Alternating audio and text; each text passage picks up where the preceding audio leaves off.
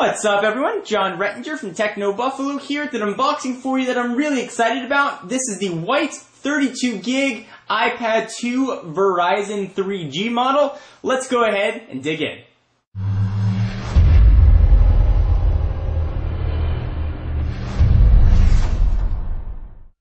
So I went white and Verizon. I figured my iPad 1 that I had was black, and on AT&T we'd go the exact opposite for comparison purposes. So here is the box.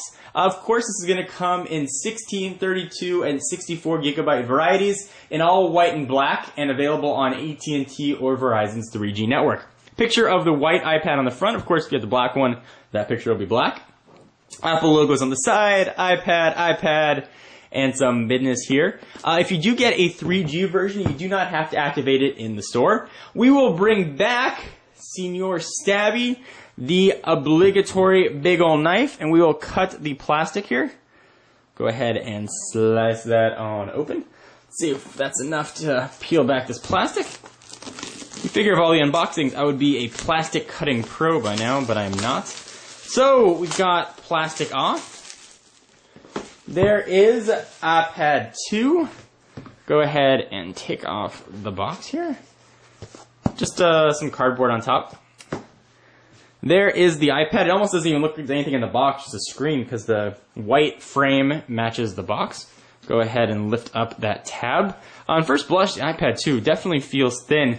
It definitely doesn't feel all that much thinner, though, than the first gen, despite being about 33% thinner. Push it off to the side for just one moment. We'll see what else we're going to get in the box, although it's probably not going to be too surprising. Here we've got your Designed by Apple in California. The question I always get, are there Apple stickers?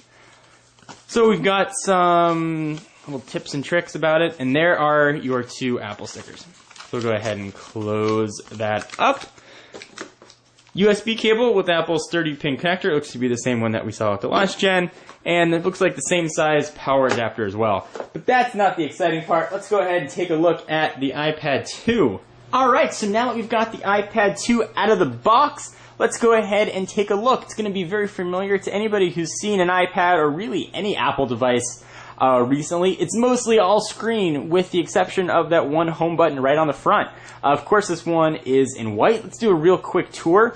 On the front, you've got a new VGA camera for FaceTime. You can take video or stills with it, although presumably not at the highest quality.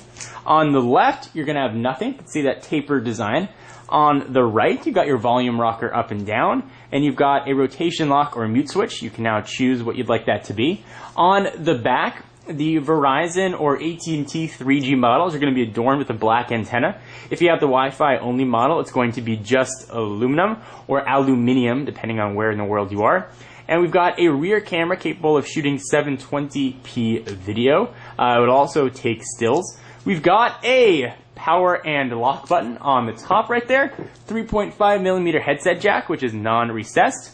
On the bottom, 30-pin connector. It's Apple's proprietary. It's now actually become a standard. It seems kind of weird to say proprietary standard.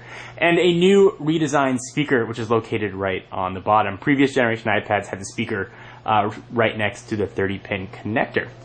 On first blush, it feels a little bit thinner, but not that noticeable. It definitely feels a little bit lighter, however, because of the design. You also don't have that iPad wobble that we saw with the first generation when you put it on a flat surface.